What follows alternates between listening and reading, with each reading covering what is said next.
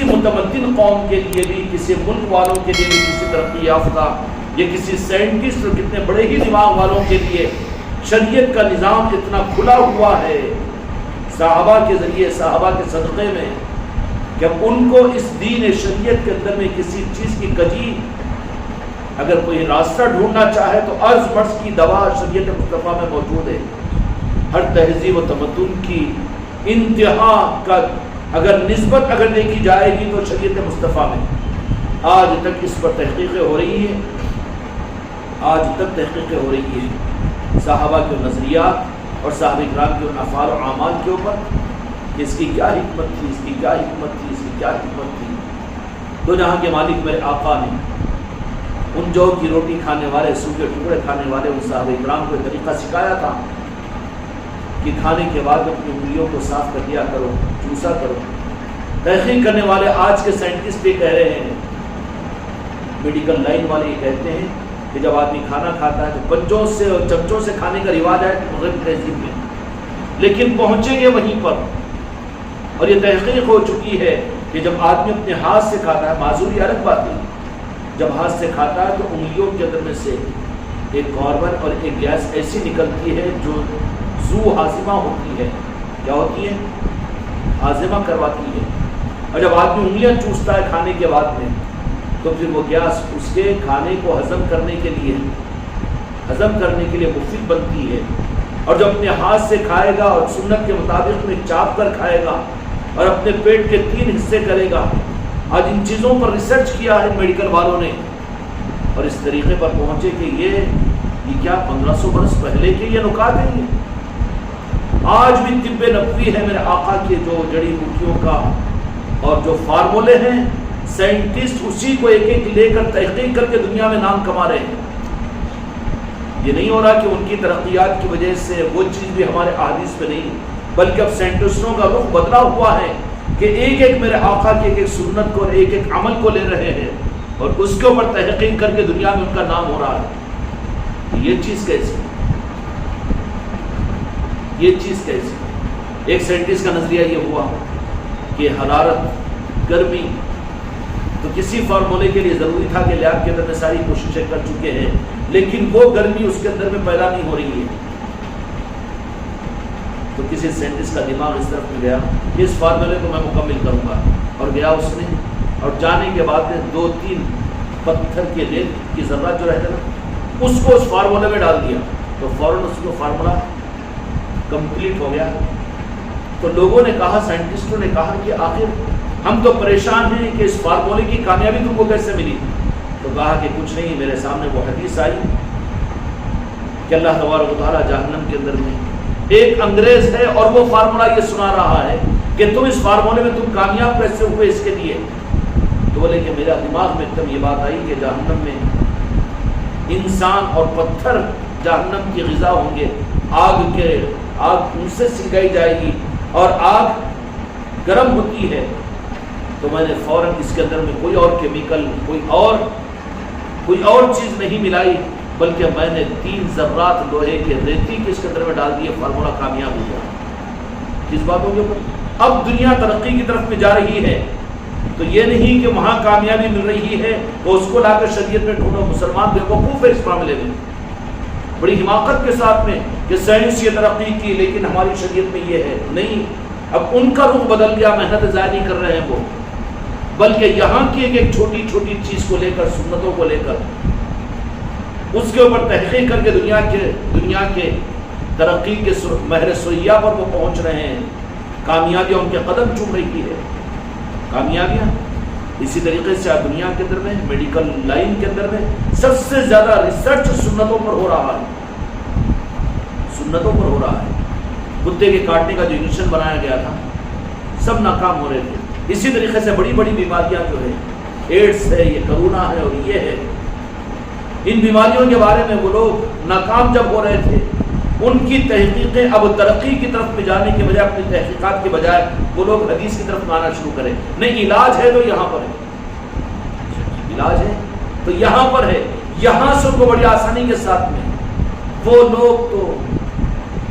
اب ان چیزوں کے ذریعے سے حاصل کر کے اس لیے کسی زمانے میں مسلمان اپنی سنت اور شریعتوں کے امانت دار اور امین تھے، تو یونان کی تہذیب، ایران کی تہذیب، دنیا کی ساری قومیں ان کے قدموں میں آ کر بیٹھتی تھی۔ ریاضی اور اکنامک اور ہسٹری، ان ساری چیزوں کے اندر میں قیادت تھی تو مسلمانوں کے ہاتھ میں تھی۔ اور کس بنیاد کے اوپر کہ وہ یونیورسٹیوں میں پڑھے ہوئے تھے؟ نہیں، صرف خدا کی قسم میرے آقا کے سنتوں کے قدردان تھے، اس کے قدردان تھے۔ تو خدا پاک دنیا کی قوموں کو اور دنیا کی ترقیات کو لا کر ان کے قدموں میں بٹھایا تھا۔ اسلام اور قوم اور مسلمان اپنی بربادی کے اتنے حالات پیدا کر چکے ہیں اپنے عقیدوں کی خرابی کی وجہ سے، اور ان کے دینی نظاموں کی عقیدوں کے خراب ہونے کی وجہ سے، کہ ایک منٹ نہیں لگے گا کہ رب العالمین روئے زمین کے اوپر سے، اگر میرے آقا یہ نہیں فرماتے کہ رب نے مجھ سے وعدہ کر لیا، یہ تو میرے آقا کی اس دعا کا صدقہ ہے جس کی وجہ سے آج مسلمانوں کی 59 حکومتیں باقی ہے۔ میرے مصطفیٰ نے اپنی امت کے لیے یہ دعا مانگی کہ یا اللہ میری امت پر ایسے ظالم بادشاہ کو مسلط نہ کر کے صفحہ ہستی سے میری امت کو مٹا دے۔ تو اللہ نے کہا کہ میرے محبوب تمہاری اس دعا کو بھی میں قبول کرتا ہوں۔ اس کی وجہ سے آج مسلمانوں کی 59 حکومتیں موجود ہیں، اور اس کی وجہ سے ہم تم اپنے عقیدوں کی خرابی کے باوجود، بے ادبیوں اور گستاخیوں کے باوجود، اور نافرمانی اور سنتوں کو چھوڑنے کے باوجود، ہماری چائس اور ہماری پسند سنت کی زندگی نہیں ہے، ہمارا اٹھنا بیٹھنا چلنا پھرنا اپنے آقا کے عشق کی رونقیں لیے ہوئے نہیں ہیں، ہمارے معاملات ہمارے معاشرت میں ہم تحقیق نہیں کرتے کہ اس میں میرے آقا کی مچہ کیا ہے، میرے آقا کی خوشنودی کیا ہے۔ یہ تو ہماری گمراہیت ہے۔ ہم عاشق رسول کہاں ہیں؟ اللہ کی کتنے غضبناک نگاہیں، لیکن رب کی نگاہوں کو ٹھنڈے کرنے والی چیز وہ میرے آقا کی وہ دعا جس کو اللہ نے قبول کیا کہ میری امت کو صفحہ ہستی سے نہ مٹا۔ اس وجہ سے بچ رہے ہیں ہم اور تم اور ساری مملکتیں اور سارے مسلمان۔ بچنے کا واحد راستہ یہ ہے کہ ہر مرید اور ہر ایمان والا ٹوٹ کر میرے آقا کے ساتھ محبت کرنے والا ہو۔ تمہاری بیوی، تمہاری بیٹی، تمہاری بہن، تمہاری ساس اور تمہاری کوئی بھی ہو، جس سے بھی جس مسلمان کی نگاہ پر، جس مسلمان پر تمہاری نگاہ پڑے، تمہارا دل مچل جائے اور کہہ جائے یا رسول اللہ اپنی محبت ان کو بھی عطا کیجیے۔ یہ تو کر سکتے ہیں۔ یہ رخ ہی نہیں ہے، یہ رخ نہیں ہے۔ اور یہ رخ جن کو نصیب ہوتا ہے نا، تو دنیا کی کامیابیاں سمیٹ کر لا کر قدموں میں ڈال دی جاتی ہے۔ کیوں؟ اے نادان جو چین کو دیکھ رہا ہے، جو امریکہ کو دیکھ رہا ہے، جو چاند پر جانے کو دیکھ رہا ہے، دنیا کی ترقیات کو دیکھ کر تیری آنکھیں چکا چوندھ ہو رہی ہے۔ اے کم بخت مسلمان، خانقاہ محمدی کا پیغام یہ ہے کہ عشق کے چشمے کو لگا کر نعرہ پاک مصطفیٰ کی طرف میں دیکھ، پوری دنیا کی ترقیات تجھے اسی میں نظر آئے گی، خدا کی قسم اسی میں نظر آئے گی۔ اور یہی عشق کا چشمہ پیران کامل اپنے مریدین کو لگاتے ہیں۔ کیا لگاتے ہیں؟ اس لیے پیران کامل اور اولیاء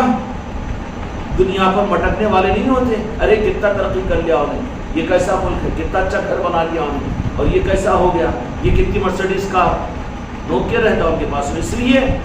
کہ عشق مصطفیٰ کا چشمہ ملتا ہے تو ساری ترقیات۔ اب ایک لمحے کے لیے ادھر دیکھتے ہیں، ادھر سے نعرہ پاک مصطفیٰ کی طرف متوجہ ہوتے ہیں تو خدا کی قسم جنت پھیکی نظر آتی ہے ان کو۔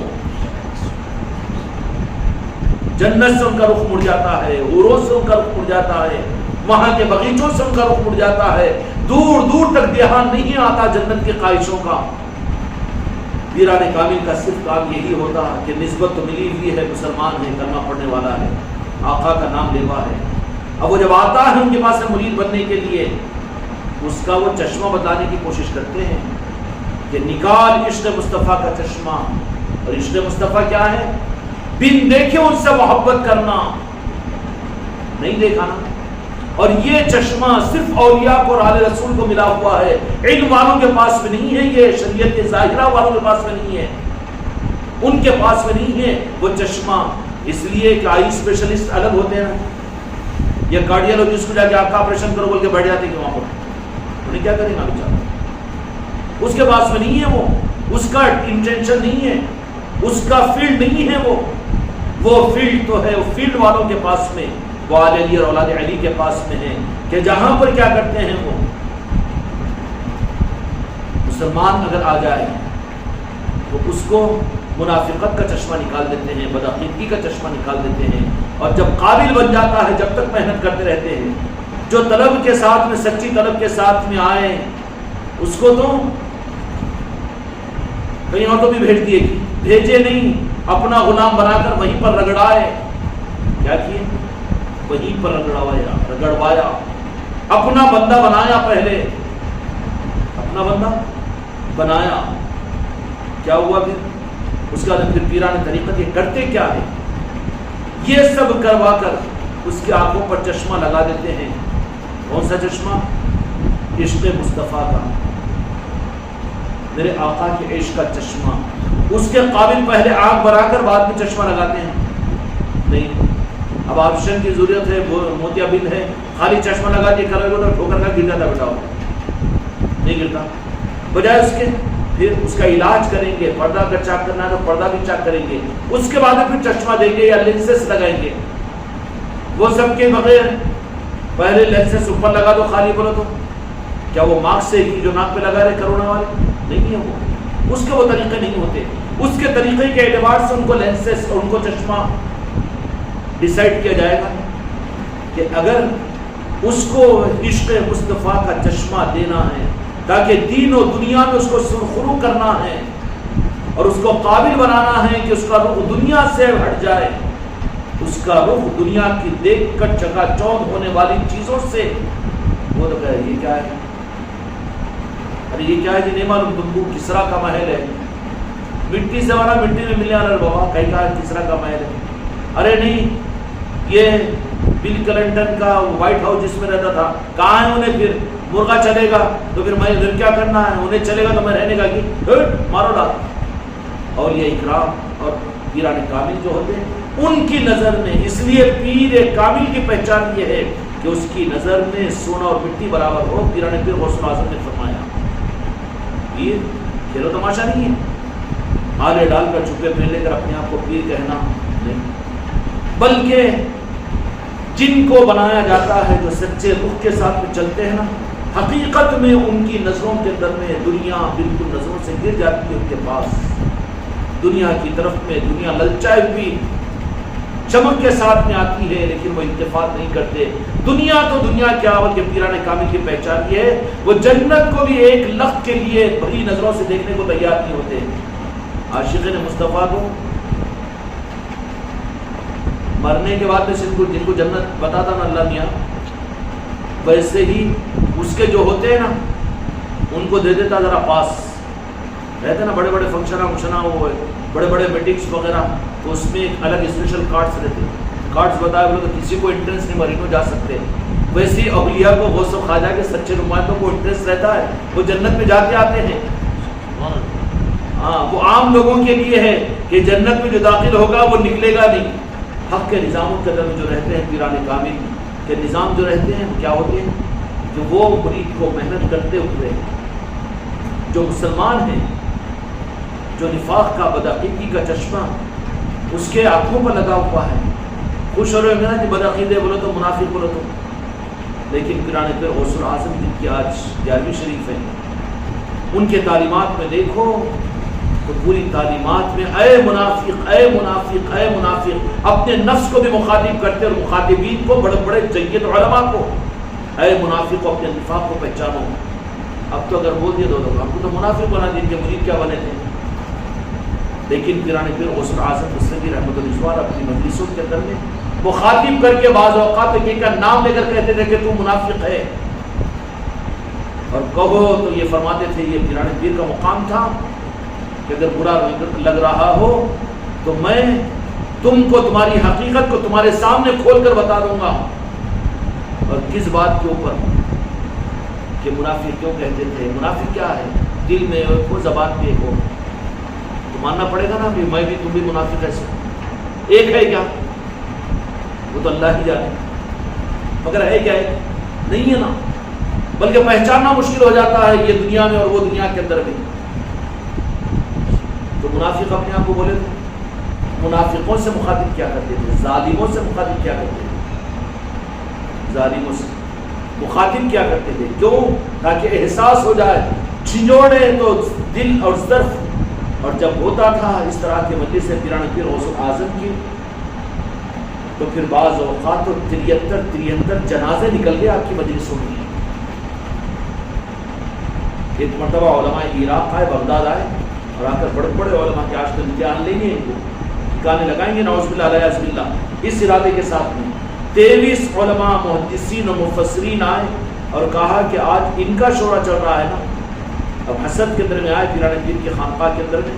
آ کر ایک آیت ایک پڑھی، کہا کہ اس کی تفسیر تم بولو تم بولو تم بولو۔ 23 تفسیریں جو رٹ کر آئے تھے وہ تو ہو گئی، تو کہا کہ آپ بھی کچھ جانتے تفسیر کے لیے، تو پیران پیر غوث اعظم نے جو تفسیریں شروع کی اسی کی 32 تفسیریں بیان کر دی یہ حوالوں کے ساتھ میں۔ یہ خانقاہ محمدی ان متقدمین اولیاء اکرام کے نظاموں کی نقل کا نظام ہے یہاں پر، اور یہ نہیں کہ ہم کتابوں کو پڑھ کر ان کی تعلیمات کو پڑھ کر علی الاعلان ہم کہہ رہے ہیں، کہنے میں کوئی مذائقہ نہیں۔ بالراست یا بلا واسطہ انہوں نے رہبری کی ہے اس خانقاہ محمدی کے نظاموں کی۔ کتابوں کا ہم کو تو زندگی میں کوئی کتاب ایسی پوری نہیں ہے جس کو ہم نے مکمل، ہم خانقاہ محمدی کا رسالہ خود نکالتے تھے لیکن ہم خود پورا نہیں پڑھتے تھے، تو وہ چلا رہے ہیں تو نظام چل رہا ہے، اس سے زیادہ کی اور اوقات نہیں۔ لیکن وہی جنید بغدادی رضی اللہ تعالیٰ عنہ نے حضرت شبلی کے بارے میں فرمایا کہ بڑے نواب تھے اور جاگیردار تھے اور بادشاہ کے بیٹے تھے، شہزادے تھے، سب کچھ ختم کر کے لا کے خانقاہ پہ خرچ کیے، اور جانے والے ہو گیا، سب ہو گیا، ایک گھر بچا ہوا وہ بھی نہیں، اور آدھا گھر بچا ہوا، جا نکال لے کر آخری کیل نکالنے کے بعد سے دیکھے کہ لے کر آ رہا ہے تو بس وہ آخری آدھا گھر تھا وہ بھی بیچ کر پونجی لے کر آ رہا ہوں۔ بولے حضرت کیا کرتے گی؟ سید جنید بغدادی رضی اللہ عنہ نے کہا کہ آدھا بکا دیے گھر، کچھ بھی نہیں رہنا، ہاں ٹھیک ہے اب لے کر آتے ہوئے چلو اب تو پورا ہو گیا، آدھے گھر کی پونجی بھی لے کر آیا ہوں نا، اب تو مجھے خلافت دے دیں گے حضرت۔ ہاں لوگوں کے سامنے بول دی کہ میرا چہیتا مرید ایسا ہے کہ خلافت کے قابل ہے کہ اپنے گھر کا ایک ایک حصہ بھی اور اپنے پیسوں میں کا ایک ایک پائی بھی اس نے میری منشا پر قربان کر دیا ہے۔ دل میں آئی تھی کیا ہے کہ یا پھر تمہارے لیے تربیت کے لیے تھا ہوں گا جنید بغدادی رضی اللہ عنہ نے، تو کہا کہ لے کر آئے، بڑی اس کے ساتھ میں سرکار یہ ہے آخری پونجی، اب اس کے بعد کچھ نہیں ہے، یا آنکھ کے کپڑے کے علاوہ کچھ نہیں ہے، آپ کی خدمت میں آ گیا ہوں۔ بولے کہ اچھا اب کچھ تو بھی دیں گے، استعمال کریں گے، شاباشی دیں گے۔ اس لیے پیر کامل جو ہوتے ہیں کبھی ان سے منہ بھر کے تعریف سننے کا تقاضا دل میں پیدا نہیں ہونے دینا۔ وہ صحیح ہوگا تو کبھی یہ نہیں کرے گا، اس کی نظروں میں تو کبھی ہی کمی رہے گی ہمیشہ، کیوں کہ اگر وہ غلطی سے بھی تیری اگر کمال بیان کر دے تو متکبر شیطان بن جائے گا۔ یہ نظام الگ ہے بیٹا، تربیت کے کھیل و تماشا نہیں ہے، یہ راہ فقیری، راہ طریقت یہاں پر نہیں، بہت نازک ڈگر ہے، لیکن چلنے والے لاکھوں ہوتے ہیں، پہنچنے والے منزلوں پر انگلیوں پر گننے کے قابل ہوتے ہیں۔ کیا ہوں حضرت نے کہا کہ ٹھیک ہے، کہا آخری کچھ ہے نا، کچھ بھی نہیں ہے نا، کچھ بھی نہیں ہے سرکار، ٹھیک ہے جتنا لے کر آیا نا۔ اشرفیاں چلتے تھے نا سونے کے اس وقت، تو ایک ہفتے بھی مرید کو ساتھ میں دیا اور کہا کہ اس کو جا کے دریا ہے پیچھے جو خانقاہ کے بہ رہی ہے اس ندی میں ڈال دو، اور گہرے پانی میں ڈالنا ہو، کیونکہ جاتے جاتے وقت میں کچھ تو بھی اور خیال آئے گا، ساتھ میں اور ایک نگرانی کو بھی بھیجا۔ صرف نہیں ہے لیکن تربیتوں کی یہ نظام ہے، یہ طریقت کا نظام ہے، خدا کی قسم غوث خواجہ کا نظام ہے، اور یہ وہ نظام ہے کہ جس سے اپنی زندگی میں پنجتن پاک کا نور نظر بن جاتا ہے، غوث خواجہ کا نور نظر بن جاتا ہے، پھر وہ اس کو پھر وہ پاس عطا کر دیتے ہیں کہ وہ اپنے ارادے کے ساتھ مدینے پاک کو بھی جا سکتا ہے، مسجد نبوی میں بھی جا سکتا ہے، تو جہاں کے مالک کی زیارت بھی کروا دیتے ہیں، جنت میں بھی بلا لیا جاتا ہے، وہ عرش پر بھی پہنچا دیا جاتا ہے، سب کچھ ممکن ہے حیات اور زندگی میں۔ یہ نظام وہ نظام ہے۔ فرمانبردار مرید تھے نا جی، فرمانبردار مرید تھے، چلے گئے، لیکن چھوڑ دے کے آگے پھر آگے خانقاہ میں پڑے ہوتے ہیں، 2 دن میں 1 مرتبہ کھانا مل رہا نہیں، کیا بات ہے، ٹھیک ہے خانقاہ میں کھانے کے لیے کوئی نظر نہیں ہے میرے مریدوں کا ساتھ، جاؤ گاؤں کے اندر میں جاؤ، کہاں پر؟ بغداد کے اندر میں جاؤ، بھیک منگو، جاؤ بھیک منگ کے لاؤ، اور یہ پابندی لگا دی کہ بھیک منگ کر لانا، اور لانے کے بعد خود نہیں کھانا، اپنے پیر بھائیوں کو کھلاؤ، پہلے جتنے فقراء خانقاہ میں ان سب کو کھلانا، اگر ان کے سامنے کا بچ گیا تو پھر تم بیٹھ کر کھانا۔ پھر وہ آخر میں کیا کرے، بھیک منگوائے، وہ کرے، تو ایک مرتبہ دیکھ رہے تھے، بولے کیا دیکھ رہے ہیں؟ بولے کہ سرکار دیکھ رہا ہوں۔ بولے گر رہا ہوں، کیا ہے تمہارے پاس؟ کچھ بھی نہیں ہے۔ بولے کچھ تو بھی تھا، خانقاہ میں خرچ کرتے تھے تو ٹھیک ہے نا، بولے تو کچھ بھی نہیں ہے، نکل یہاں سے۔ قدموں میں گر گئے اور کہا کہ جب تک جان اس در کو نہیں چھوڑوں گا، میرے لیے میرے پاس میں کچھ نہیں ہے، لیکن جنید بغدادی میرے پیر و مرشد تمہارے قدم ہیں، اسی پر جان دے دوں گا، میں نہیں جاؤں گا۔ اٹھایا، گلے سے لگایا، اور وہ مقامات عطا فرما دیے کہ پیر اگر اس وجد کی کیفیت اپنے گلے سے لگاتا ہے تو پھر اس کو عرش بتا دیتا ہے، فرش بتا دیتا ہے۔ خواجہ عثمان ہروری رحمۃ اللہ علیہ نے غریب نواز کو فرمایا، نظر ڈالی اور کہا کہ نیچے دیکھو تو طیت السرا۔ طیت السرا کا مطلب کیا ہے؟ کہ زمین کے پورے خزانے پیروں کے نیچے پیر کے نظر آئے۔